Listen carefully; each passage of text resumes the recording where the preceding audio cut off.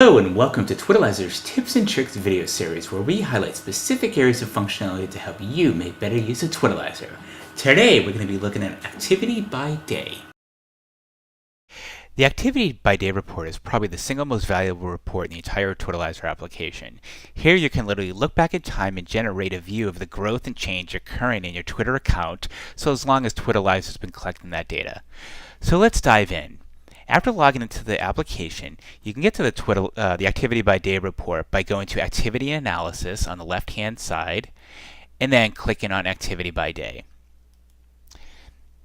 So let's take a look and see what's inside this report. After coming to the report itself, the default view that we show is the impact measure up here on the top left over the past 30 days. You can switch between any different metric and measure available simply by using the pull down next to the word show and scroll down and just select the one you want, as well as change the time frame itself. So you can go between the different metrics and the different time frames. And the time frames we have available are the past 7 days, 14, again 30, 60 days, 90 days, as well as all time that we've been collecting your data. And then the last one, you'll notice this blanked out one that says custom dates. Custom date range reporting is available for business and agency account users. Up in the top right hand corner, for all the individual business and agency paid account users, you can export your data to CSV. You can export all of it in one simple file.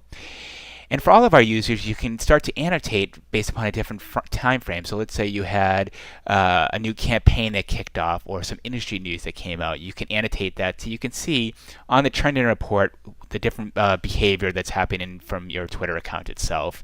And then lastly, up in the top right-hand corner, you can tweet about that specific score.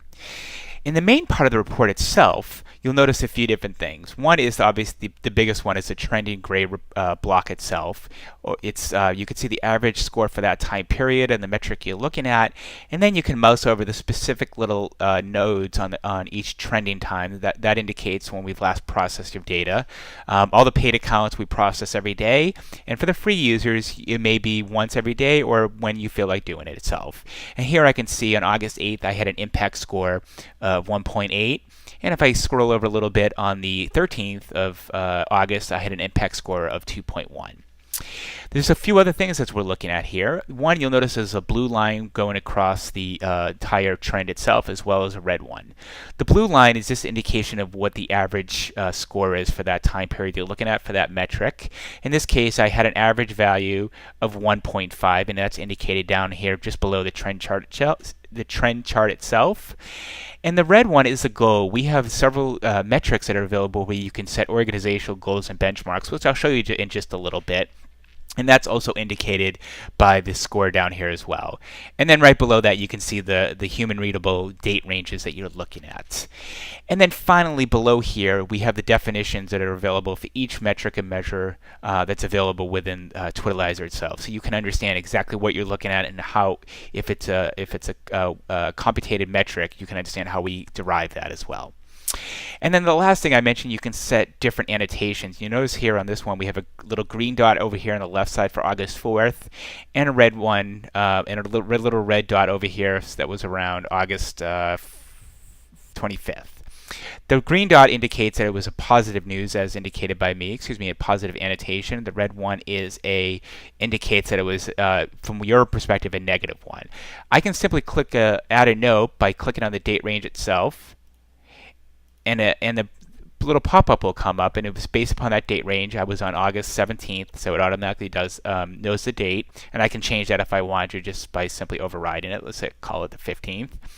And then I could decide whether I want it to be indicated by good, neutral, or bad, and then just write in exactly what happened on that specific date. So let's just say it was a new campaign that kicked off. And I'll keep it neutral just so you can see what it looks like. And I click Add Note.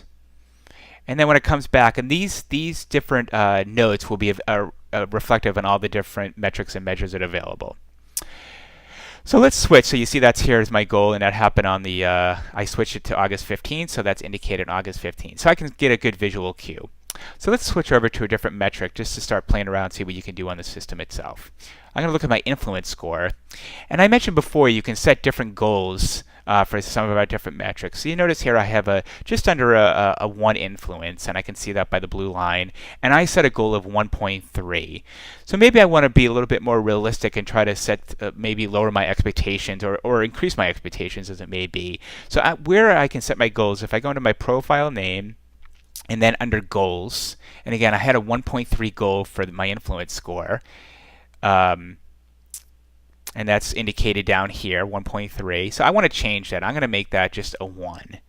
And what you'll see on this report is, again, all the 7 metrics they have available that you can set goals. And if it's been met already or exceeded, it will indicate that the goal's been met. So again, I'm going to change my influence score to 1.0 and hit Update Goals. And then I'm going to go back to my activity analysis, and it will remember the last state that I left it off, which was the metric that I was looking at of one of the influence. And I come back, and you notice that it's a little bit closer. I set my goal to 1, and I can change those back and forth. And the last thing I mentioned is you can set custom date ranges for those who are using the paid accounts. The business, specifically the business and agency. So let's say I wanted to look at something that was happening on July 22nd to August, I don't know, let's say August 13th. Maybe there was some sort of campaign that you were running those days and you wanted to see what happens. I click Update. And as I come back, I'll get to see that date range on there.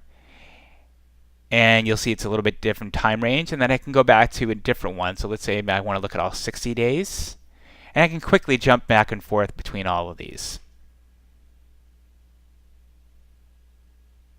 And as it comes back, you know, so I have a bigger time range. And let's say this is a little bit too big, condensed time range. I quickly want to condense that time range. If I left-click my mouse, I can start to highlight of a specific time range I want, and then it will bring you down to that time range. In this case, it's July 4th to September 2nd, and then I can go back out and show all.